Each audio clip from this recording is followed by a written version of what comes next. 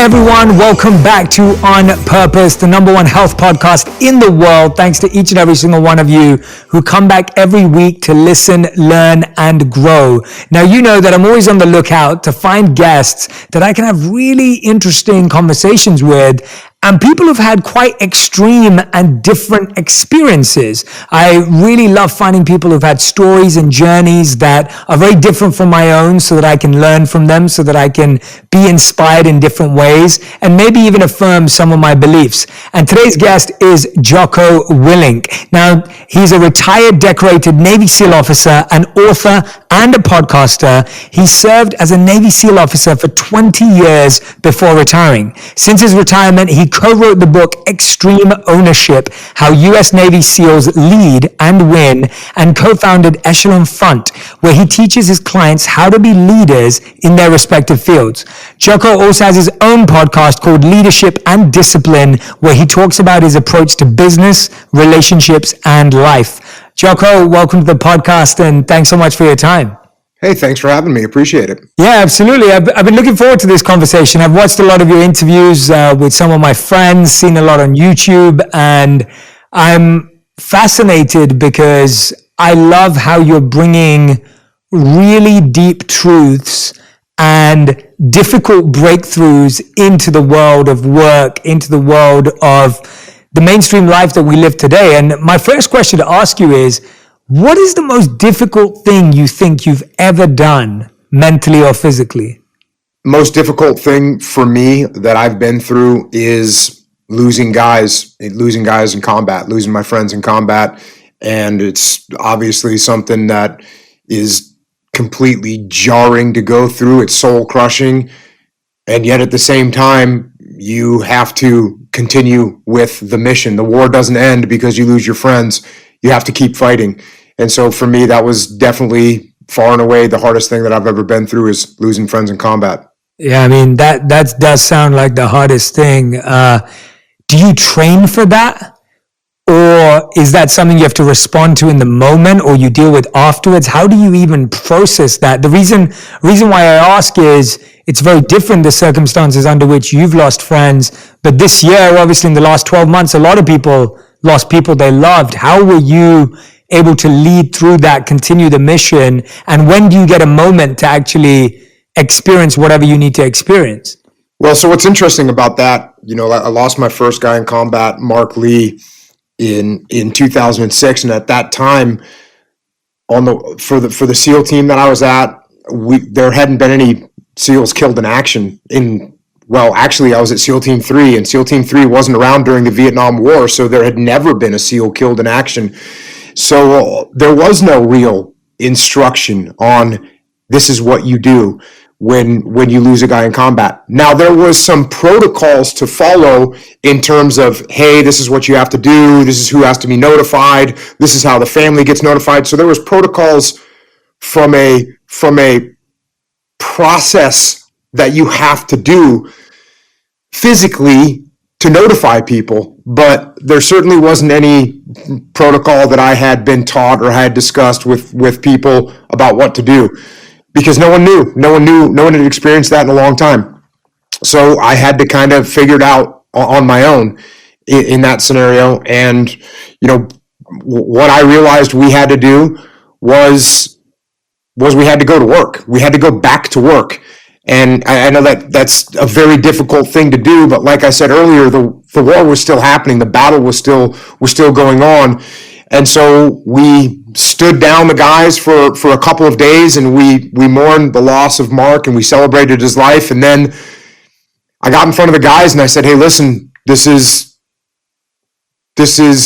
what we need to do. What we need to do is get our gear back on, lock and load our weapons, and we need to go out and execute the mission, which is exactly what Mark would want us to do if he could talk to us right now. And that's what we did.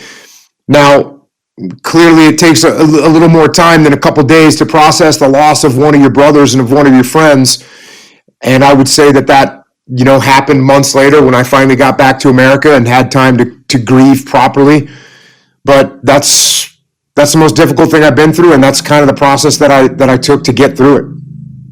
Thank you, man. Thank you for sharing that. And I'm glad I asked you that question because I didn't know, I had no idea what to expect when I asked you that. And that answer was really, really useful. And I think for anyone who hears it will be moved by it and touched by it for sure. When you're leading in such an extreme environment, when you have to lead your team through that, when you have to lead the other SEALs through something like that, now when you're teaching leadership, when people are not going through the same extreme things you've gone, how do you manage yourself from a compassion and empathy standpoint or a feeling standpoint of understanding people's problems, but realizing that you've gone through things that people can't even imagine? Like, how do you still relate to almost reality feeling less extreme, if that's even true? Yeah, so I had an interesting experience years ago. I've got 4 children, and at one point while I was still in the SEAL teams, I was at work, and there was something crazy was going on at work. There had been some guys killed overseas. The word was coming back, and I remember getting home, and one of my kids said to me they had this problem at school, whatever that problem was, and I remember for a moment I thought to myself, how can you even complain about this problem that you're going through right now? This doesn't even matter. Some kid called you a name or whatever. I don't even remember what the problem was. And I realized, I learned a lesson from it as I sat there and talked to my kid. I realized that, what people are going through is their world. And so depending on who you are and what your situation is, people go through different things, and whatever's happening in your world is the biggest emergency that's going on in the entire world because it's happening to you. The other thing is we work with companies, and I work with leaders all the time, and they're in charge of hundreds or thousands of people inside of an organization. And even though lives aren't at stake, livelihoods are at stake, and people earn their money from the decisions that this particular leader makes. And so there's a lot of pressure there as well. And I just try and always look at things and see other people's perspectives and not look down on other people's situations, maybe because it wasn't as extreme as my situations were. I just try and pass on the lessons that I learned from those extreme situations because I know that they apply to things that might not on the surface seem as extreme. Yeah, I love how children are always the softeners and the ones that make us realize how everyone has their own pain and their own suffering. Tell me, Jocko, were you always, since you joined the SEALs, because you joined at a very young age, if I'm not mistaken, were you always a natural leader? Did you see yourself as that, or was that something that you became through the experiences you had? Because there's always this argument of, are you born a leader or do you become a leader? But I want to know about you. Did you always feel like you had that natural instinct? I'd say I had a pretty decent proclivity for leadership.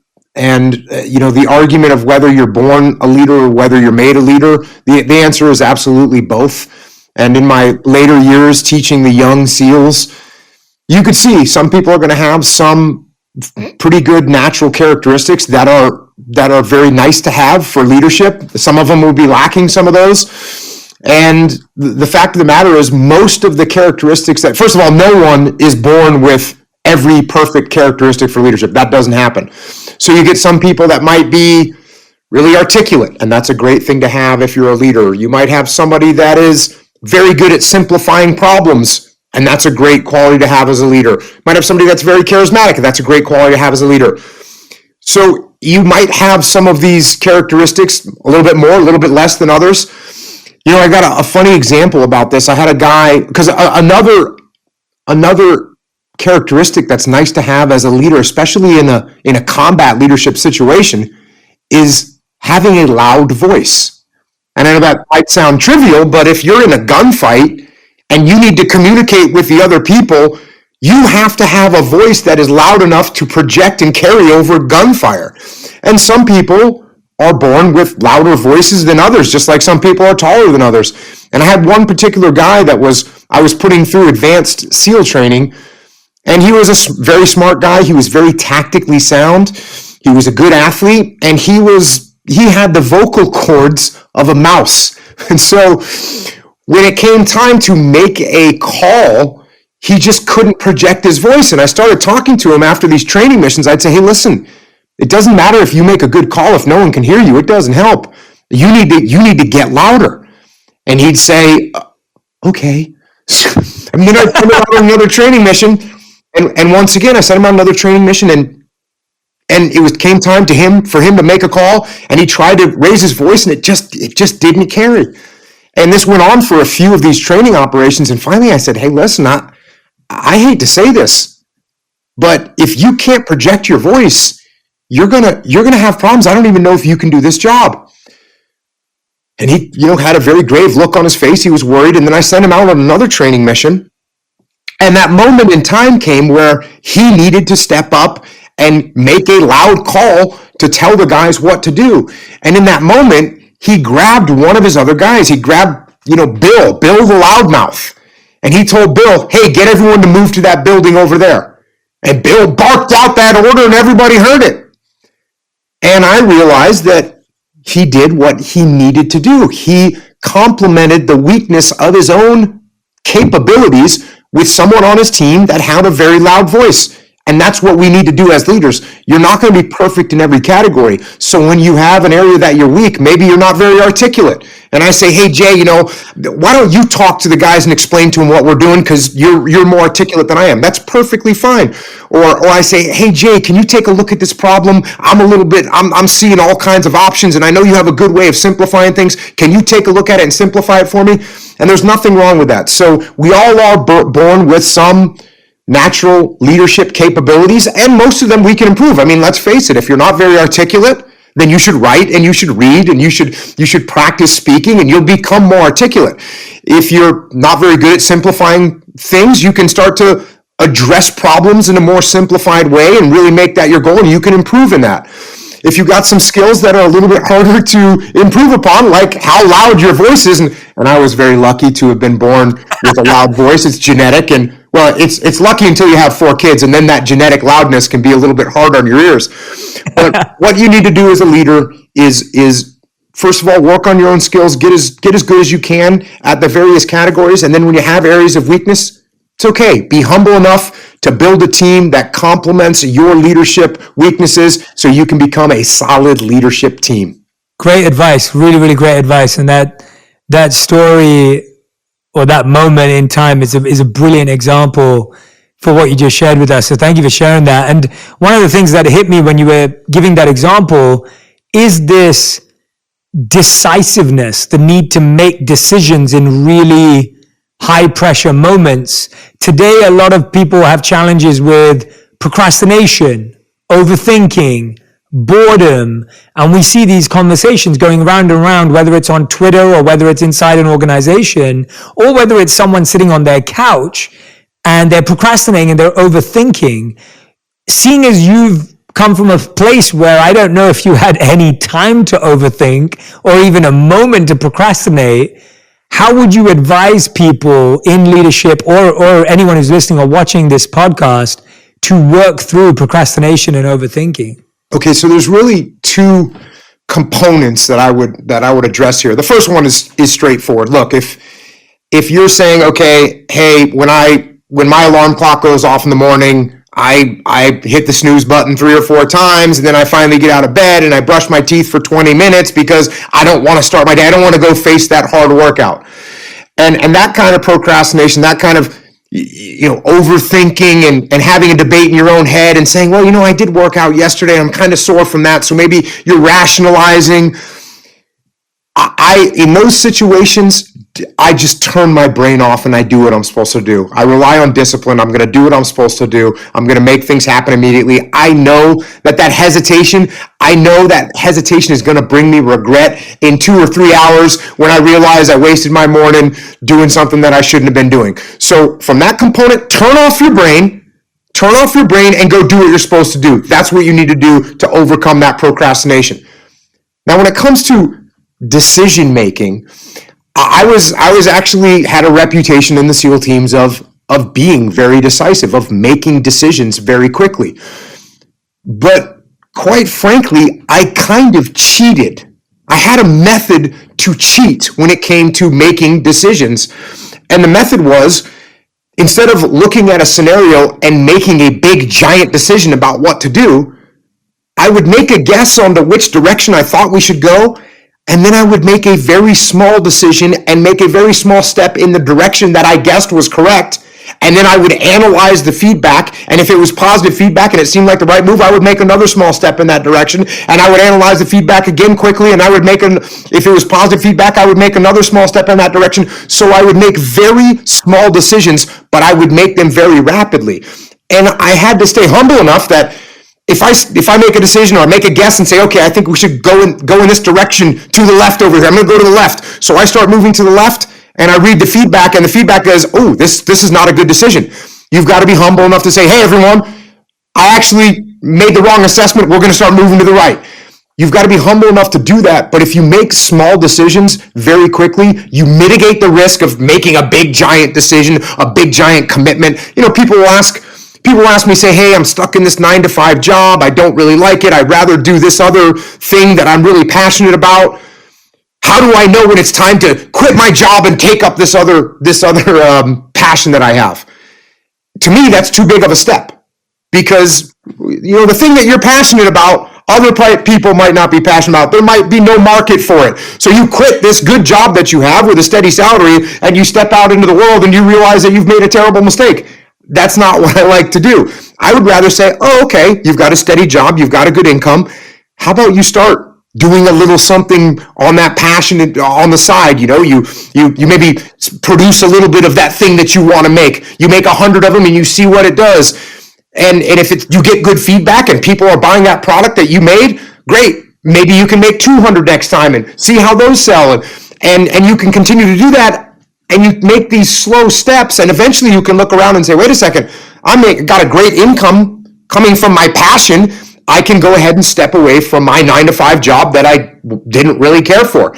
So that's an example of making small steps, and it's something I call the iterative decision-making process, and it's very beneficial to move through life, not trying to make big, giant decisions, but by making small decisions rapidly, listen to the feedback, and then repeat that process.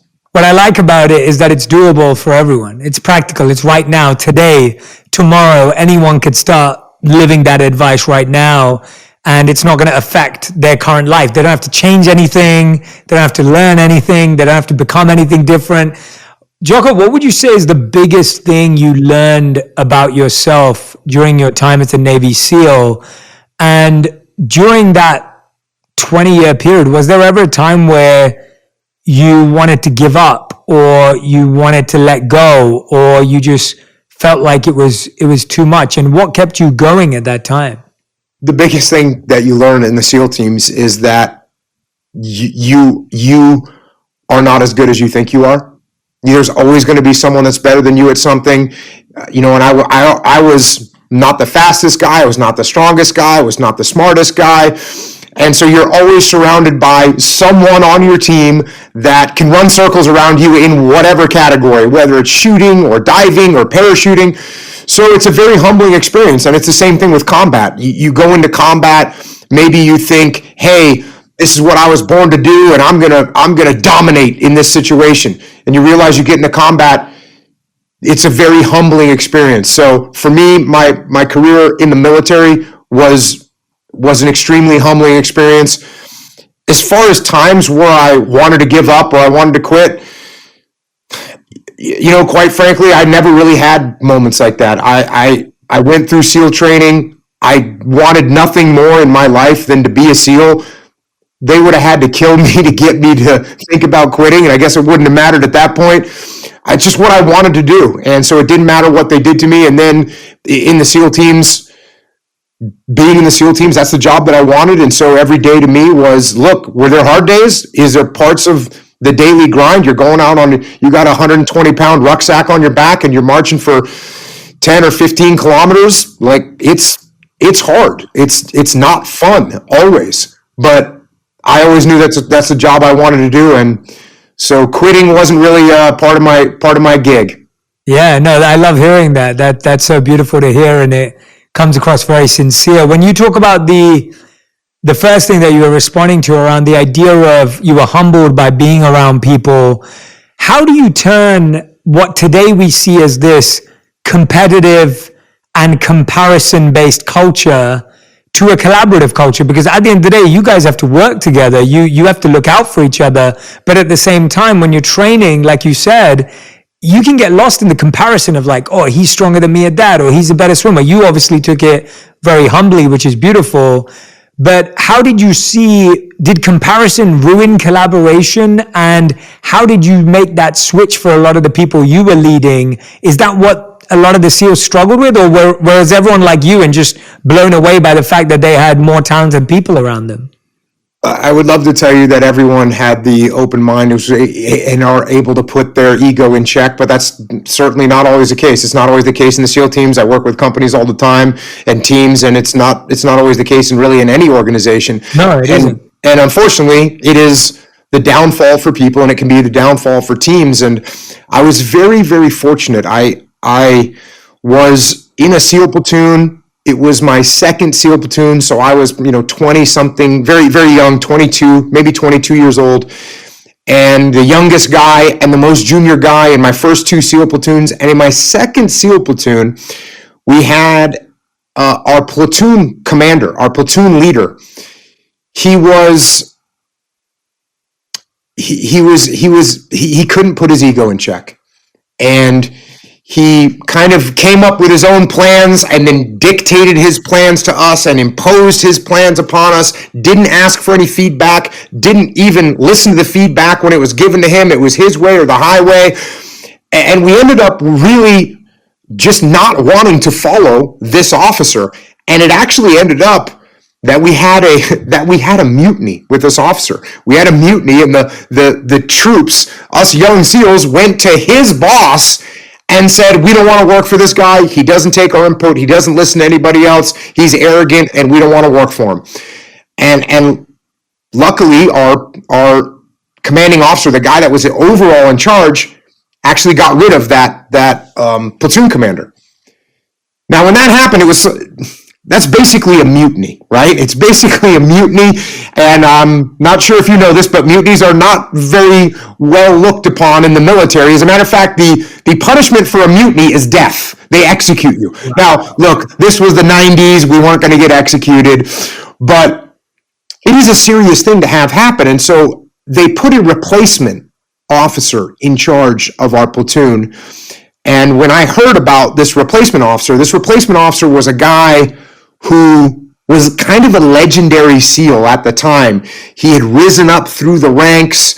He had been stationed at all the different types of SEAL teams. He had combat experience at a time when not too many people had combat experience. So he was this like legendary SEAL. And when I heard that he was coming to take charge of our platoon, I thought to myself, okay, they're taking this guy and they're putting him in here to straighten out these mutineers, and we better brace for impact with this guy. So we're sitting in the platoon space, and I see this guy for the first time, this legendary SEAL. And, well, I was a little bit taken aback because, first of all, he was probably 155 pounds. He was probably 5'6" at the most, so he's this small guy. And then on top of that, he was like the oldest person I'd ever seen in my life, because he was probably about 36 or 37 years old. And of course, I'm only 20 whatever, and we're looking at him like he's an old man. And I'm thinking to myself, how is this little old man how is this the legendary guy? And he comes into our platoon space and he says something along the lines of, hey, gents, it's really nice to meet you all, and I'm really looking forward to working with all of you. And so right there, I knew that there was something different. He didn't say, hey, I'm taking over, I'm now in charge, you're my men, I'm the commander. He didn't say any of that, which is what we were used to from the previous commander. He said, I'm looking forward to working with you guys. And that humility that he had, that he showed, even though he was this legendary guy, he was so humble. And he acted that way all the time. And we would do anything for that guy and would follow him to hell and back. And he's the guy that I still try and emulate today. So as far as me recognizing that you better be humble if you want to be in a leadership position, I absolutely learned it from not just from that platoon commander who was good, who was humble, but also getting to see the contrast between the arrogant platoon commander and the humble one, and then the way we felt about the arrogant one, And the way we felt about the humble one left a mark on my brain. Like I said, I'm still trying to emulate that good platoon commander to this day. That's beautiful, man. And it's amazing to hear about it in a space where I think there's a big misconception about masculinity and the SEALs or the military, and the idea that everyone has to order each other around, and there's commanders like the one that you all had removed. Like you that's kind of what you expect, or that's what you see in the movies, or that's how it's presented. And to hear your version of what you responded to and who you're trying to become, even in yourself, I mean, that's an incredible lesson for so many young people out there as well, hearing what it actually takes. When you're talking about the immunity, and one of the biggest things I see as a cause for inefficiency in companies, and I work with lots of organizations as well, more from a mental health, stress, and well-being space. When I'm working with people, one of the biggest things I find is that a lack of trust is the cause for the greatest inefficiencies in an organization. People make bad decisions, they introduce the wrong people, they connect in the wrong way because they don't trust each other. How did you, when the fact that your lives are on the line, what were your principles and methods of building trust in such a high stress environment? So there's a few things that I've been talking about lately together, and they're all very related. One of them is trust. One of them is trust. One of them is listening. One of them is influencing, and the other one is respect. And what's interesting about these three is that everyone thinks, well, I want to gain trust. I want people to listen to me. But if I want Jay to listen to me, what I need to do is I need to listen to you. So if I want you to listen to me, I need to listen to you. If I want you to respect me, I need to give you respect. If I want to be able to influence you, then I need to allow you to influence me. And then the last one is trust. So if I want Jay to trust me, I need to give trust to Jay. So if you're working for me, how do I let you know that I trust you? Well, I say, hey Jay, you know what? We've got this project that we've got to do. Why don't you take charge of that? Let me know how you want to execute that project. And then I actually let you execute it. Look, I'm going to give you some oversight. I'm going to check out what your plan is. But when you come up with a plan to me, if your plan is going to be functional, if it'll get the job done, I'm going to let you run with it. And when you realize that I trust you to do these things, you start to trust me as well. And by the way, when the plan doesn't go exactly as you thought it would go, and maybe there's some hiccups along the way, do I jump down your throat and say, I never should have let you do this? No, I say, okay, I got it. What can we learn? What can we do different next time? What can I tell the other teams to make sure that they learn from this experience? So I give you trust, and you start to trust me back. And that's exactly what I did when I was in a SEAL leadership position. I would let my subordinate leaders, I would task them with things, and I would trust them to get it done right. Like I said, this doesn't mean I would send them on a mission that they didn't have any experience on at all and not check out what their plan was going to be. No, I would, of course, make sure they had some experience, make sure that they were headed in the right direction, make sure that their plan made sense. But if it was in the ballpark, I was going to give it to them, and I was going to let them run with it.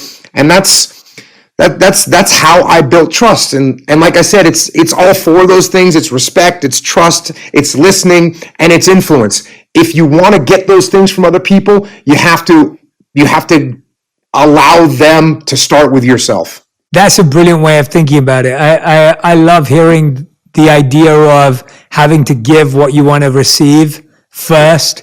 And it's 1000% the only way to do it. And you're so right that you could spend your whole life waiting for someone to respect you and waiting for someone to trust you, and you're doing everything to get them to feel a certain way about you, and you can waste your whole life waiting around for that. What would you say is the biggest mistake you made in leadership? What do you think was your moment where you looked at that and you were just like, oh man, like I look back at that as one of my ones where I lost and I failed and I didn't get it right? And how did that impact the next time you address something like that? Did you have one of those moments where you just felt like that was the worst? Absolutely. So, and I wrote about this in the first book that I wrote about leadership, which is called which is called extreme ownership. And we had a situation unfold where there was a friendly fire incident. There was a friendly fire incident that took place. A friendly Iraqi soldier was killed. So one of the Iraqi soldiers that we were fighting alongside, one of our compadres, one of our comrades in arms, one of our Iraqi soldiers was killed. I had one of my SEALs get wounded. A couple other friendly Iraqi soldiers were also wounded. So it was a terrible situation. And I was the guy in charge. And even though there was a bunch of little tactical mistakes that were made along the way, and there was plenty of blame that could have been placed on a whole bunch of different people, it really didn't matter because I was the guy overall responsible for everything that happens on the battlefield. So absolutely, I came away from that. I felt sick to my stomach. It was awful, but I had to take ownership of it. And look, it wasn't like that was the first time I had ever decided that the best thing to do when you make a mistake is own it. This is something I learned from the early days of in the SEAL teams. If you make a mistake and you try and make excuses, you're going to get crushed even more. So it's a culture where taking responsibility is taught and it's the right thing to do. But it's just the consequences in that particular situation were so awful that it was painful to take ownership. It was painful to look myself in the mirror and say, this is all on you. So what did we do? Well, I took ownership of the situation. I told the task unit, I told my guys, this is the mistakes that I made, and here's what we're going to do to make sure that nothing like this ever happens again. And then we implemented those solutions. But certainly that was a moment in my life that I remember of realizing. You said something in your introduction. It was like a confirmation of something that I had already known, but it was such a heavy confirmation that was the right thing to do. When you make a mistake, you take ownership of it, you get that problem, you figure out what a solution is, and you get that problem solved. And that's on us as a leader. And so often, because of our egos, we feel like the right move is to blame someone else and point fingers, and that just does not work. It makes you look horrible as a leader. It makes the problem not get solved, and you lose the respect of everyone around you, and therefore the team can't do its job anymore. You fail the mission. I mean, that sounds like another, intense experience. And, you're practicing extreme ownership in these really intense experiences.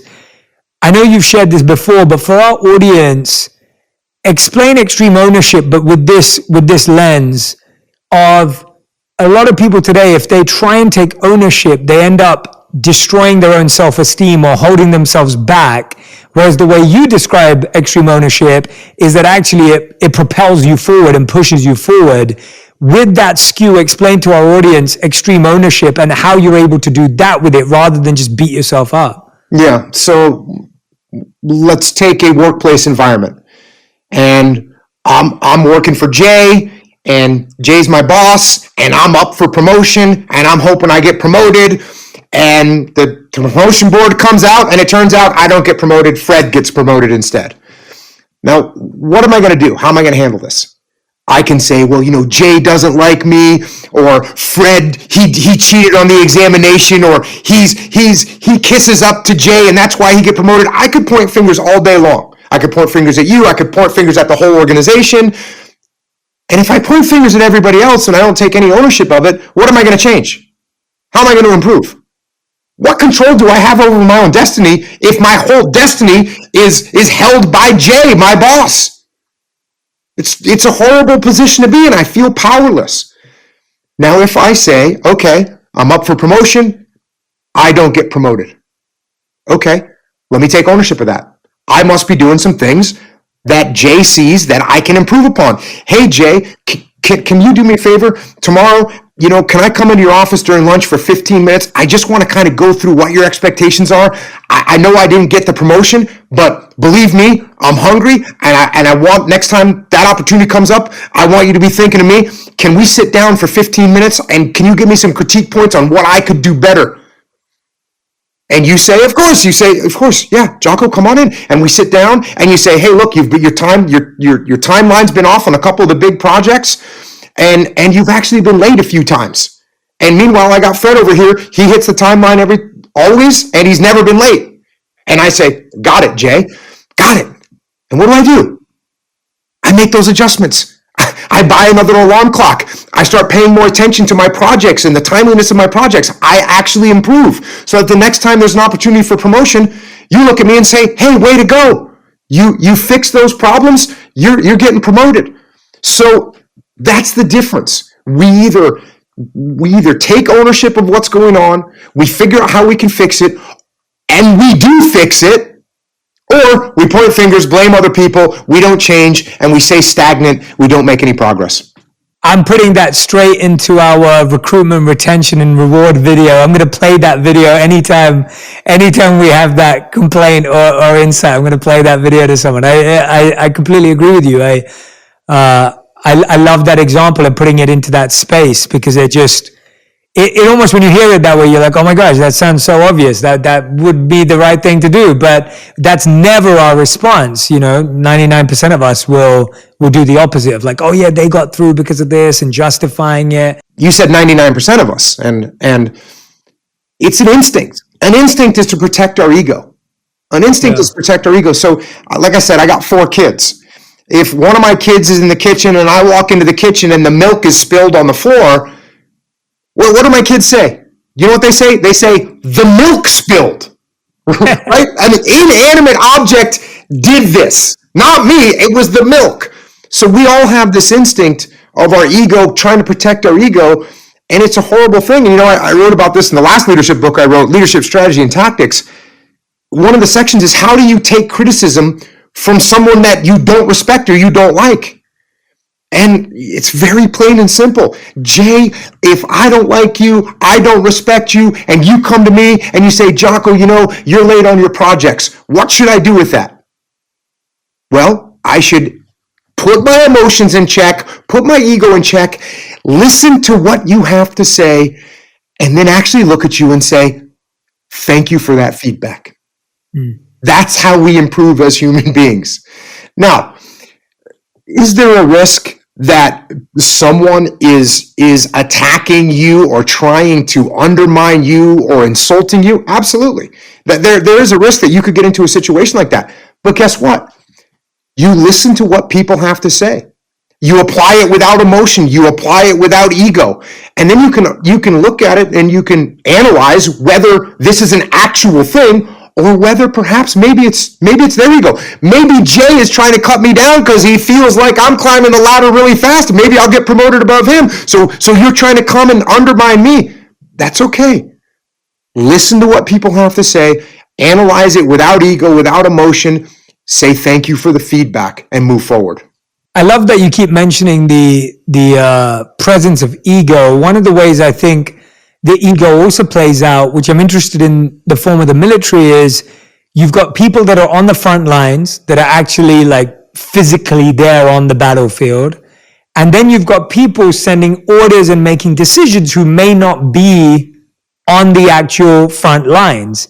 How did you all build that respect and trust of recognizing that everyone was playing their role? Because I find that the ego often is, well, I'm on the front lines. I'm the one who's actually going to lose my life. You're comfortable sitting there in your ivory tower. You've got nothing to worry about. How do you avoid that kind of ego also getting in the way? Or is that common at all? Does that exist? So luckily inside the military, inside the U.S. military, and inside most modern militaries today, there is something called decentralized command, which means the senior leadership is giving the broad strategy of what we're trying to accomplish, but they're allowing the frontline people to make decisions on how we actually move in that direction. Right. So that's what usually happens. Now, occasionally there are situations where you're told to do something that doesn't make much sense. And maybe it doesn't make any sense. And maybe it's going to put lives at risk and you don't agree with it. So what do you do in those situations? I've had those situations happen to me. Very seldom do they happen to me, but they have happened. Well, let me give you a little backstory first. I spend all this time building a good relationship with my boss. building a good relationship, listening. When my boss wants me to do something, cool, I get it done. I get it done on time. I do it correctly. When my boss wants me to do something else, I do that. I do that correctly. I do it to the best of my ability. I give feedback so we can improve the process. That's what we're doing. So all those iterations of performing my duties correctly, they build the trust that we talked about earlier. So by the time you fast forward 6 months or a year and my boss says, hey, this is what I want you to do, and it doesn't make sense, I press pause and say, hey, boss, can I ask you a couple questions about what's going on here? This is what you want me to do. This is what you're asking me to do. Can I explain some of the secondary and tertiary effects that are going to transpire if we do what you're asking me to do? I want to make sure that you know those things, because if that's the direction you're giving me, I want you to understand how it's going to impact us on the front lines. And 100% of the time, when I explain things up to the chain of command to my bosses, they said, oh, okay, well, I didn't think of that, or I didn't know about that. Thank you for telling me. Because by the way, if my boss doesn't know what the impact is going to be for me, whose fault is that? It's my fault, because I haven't built a good enough relationship with them. I haven't explained to them what's going on. I haven't given them the clarification of those impacts in the first place. So developing a good relationship up and down the chain of command, because by the way, I want to make sure that I have a relationship with the people below me in the chain of command so they can tell me the negative impacts of what we're being directed to do. And then I've got to build that relationship up the chain so I can pass those forward. So if we build good relationships, and as you mentioned earlier, if we can build trust up and down the chain of command, we don't really have these issues. And like I said, I got a couple times in my career where I was, told that we were going to do something a certain way, and I just kind of explained why I didn't think that was a good idea, and got to move forward in a more effective and more efficient manner. Yeah, no, and it's good to hear that it doesn't happen too often, but I'm glad that you expanded on what if it does happen, because like you said, in the work environment or in our day-to-day lives, it can happen quite often. And on the receiving end, like you said as well, that your juniors or the people that are reporting to you, if they don't feel open enough to tell you as well, then you made a mistake as a leader. One of the things that massively stands out that I hear you talk about a lot when I've been watching your videos recently, and I appreciate you bringing this so much to the fore, because I don't think it's talked about as much, is discipline. And, I spent 3 years living as a monk, and discipline was like a big part of our lives. And I'm so grateful to have had that training, because without that training, it would have been so easy for me to lack discipline as well. When you talk about discipline, how many people listen to you and go, Jocko, yeah, you're a Navy SEAL, we get it, but like discipline, I just find discipline is so unpopular today, because it's not the sexiest thing to talk about. It's not the easiest thing to get people to do. When people are struggling with self-discipline, where do you start? Where does someone start when they haven't had that training that you've had? I think like many other taskings and missions that we get in life, we have to understand why we're doing what we're doing. The book I wrote about this is called Discipline Equals Freedom. So you have to understand why you're implementing this discipline in your life. Why are you implementing discipline in your life? It's because you want to reach a level of freedom. And that's what discipline gives you.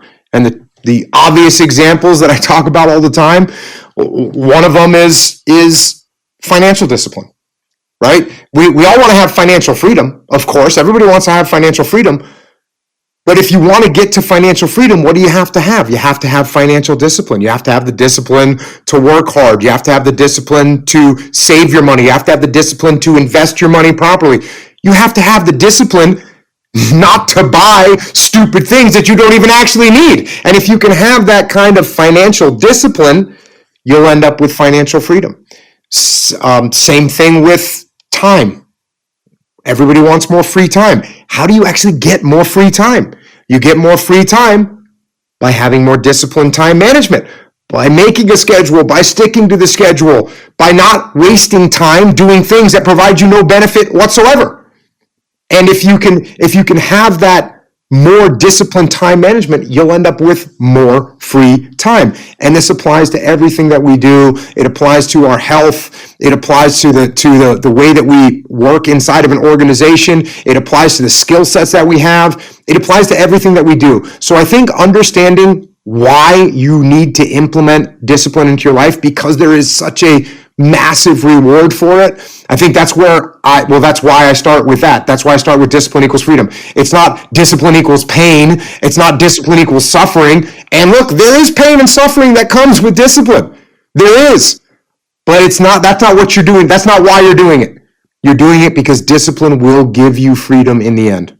I'm so glad that you wrote that book and you have that mantra, discipline equals freedom, because it's such an interesting thing. Usually we think of discipline as a restriction.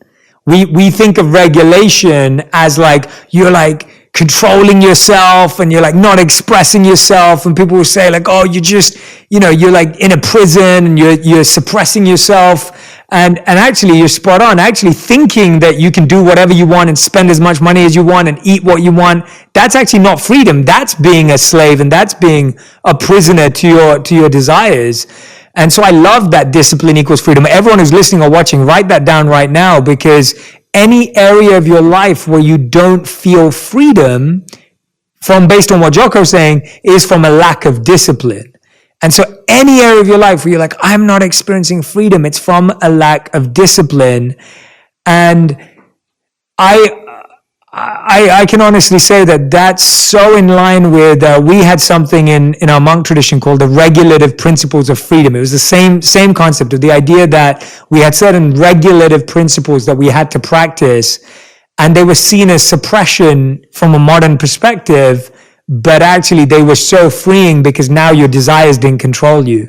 And so I love hearing that similarity and that connection, and to hear you say it is really empowering. And I hope everyone, but let's say, Jocko, let's say someone just doesn't know how to build discipline, right? Like, I feel like it's a muscle, it's a skill, it's a habit like anything else.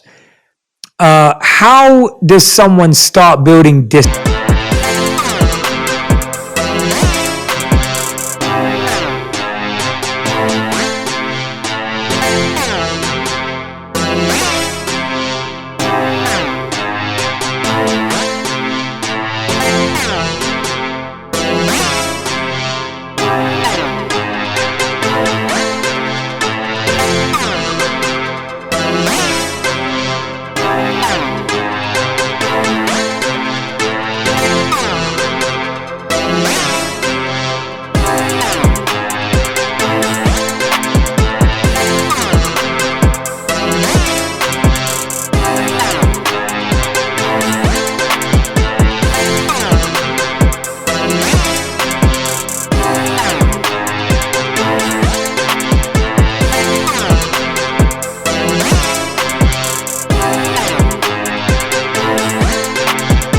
Discipline? Like, what are the building blocks from a practical standpoint of discipline?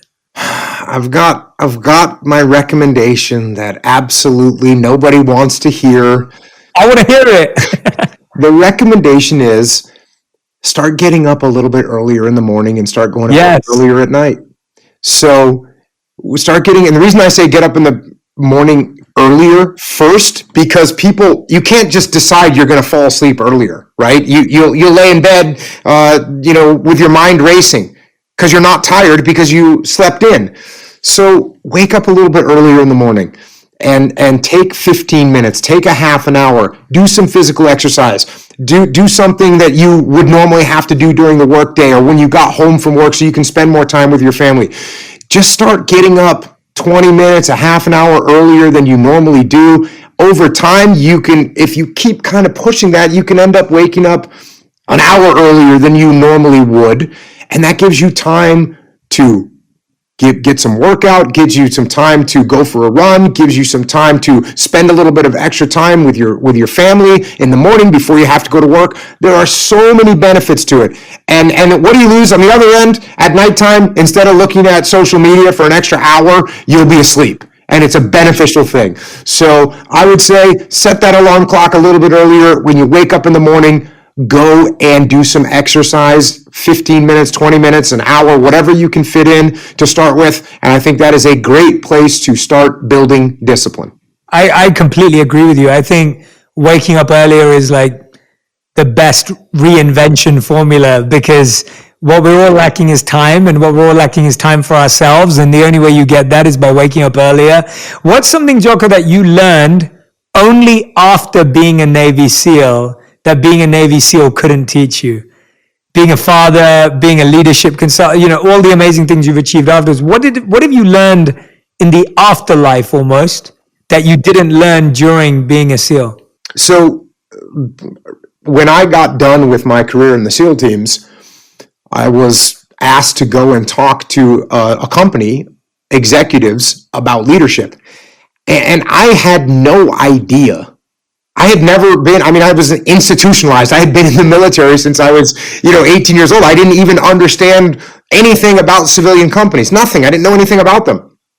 And this very first time that I presented these leadership principles that I talk about all the time and that I've written about, the very first time I presented them, when I got done, the CEO of the company came up to me and said, I want you to talk to every division of my company. And that was like the icing on the cake, because I could tell by the looks on people's faces, by the questions that they were asking, that the leadership principles that work inside of a SEAL platoon, they work inside of a finance company, they work inside of a manufacturing company, they work inside of an Army platoon, they work inside of a Girl Scout troop.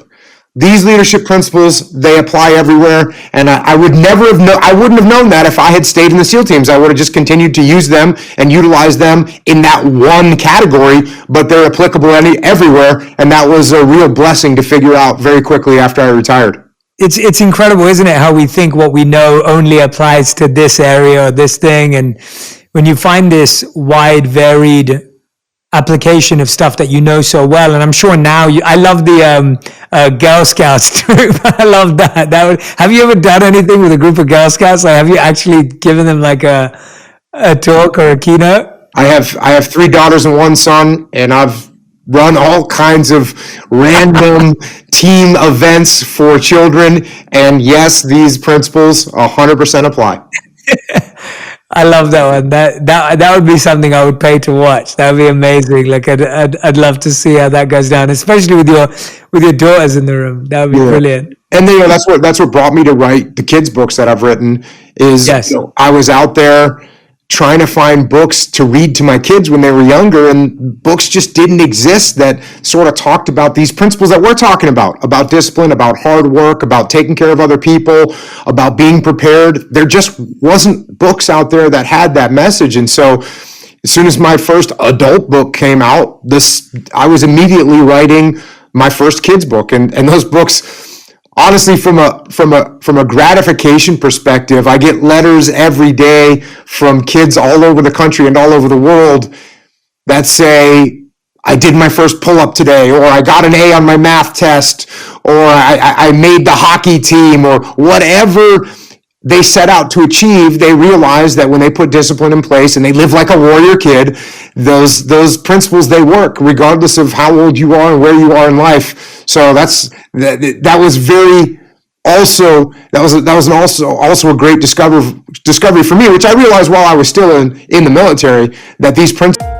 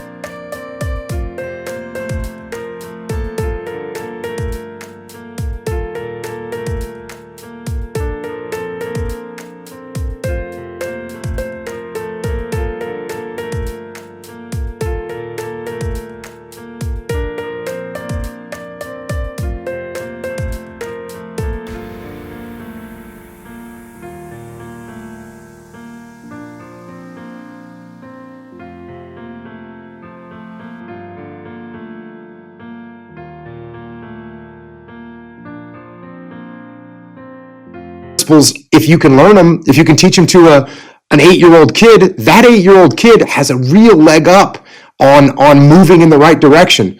So I've been real blessed in the fact that the things that I've learned in the military translate very well if you can look at them through the right lens. Absolutely, man. And I'm so glad that you're doing it, because it's always fascinating when you've heard about someone, you've read about someone, you've seen them, and then you actually get to experience them, even though we're not with each other physically. It's amazing. I'm so happy that you're the one doing it, and in the way that you're doing it as well. It comes across effortlessly. It's powerful, but it's got a really special heart. We end, Jocko, every On Purpose interview with a final 5. These questions have to be answered with 1 word or 1 sentence maximum. So there's a cap on the amount of words that are about to be used. So this is your final 5. The first question is, if you could meet any leader in the world, dead or alive, who would it be and why? It would be Colonel David Hackworth, who was an American soldier in the Korean and Vietnam War. He wrote a book called About Face, which I ended up writing a foreword to, and I never got to meet him. He died in 2005, but he was my mentor, even though I never met him, just through his books. I love that. I love that you said that. I always say to my audience, you can be mentored by people you've never met. That's amazing that you wrote the foreword for one of your idols. I love hearing that. Second question, what was your purpose when you joined the SEALs, and what is your purpose now? When I joined the SEALs, I wanted to be a good SEAL. That was it. And as you can imagine, that drove a lot of my decisions.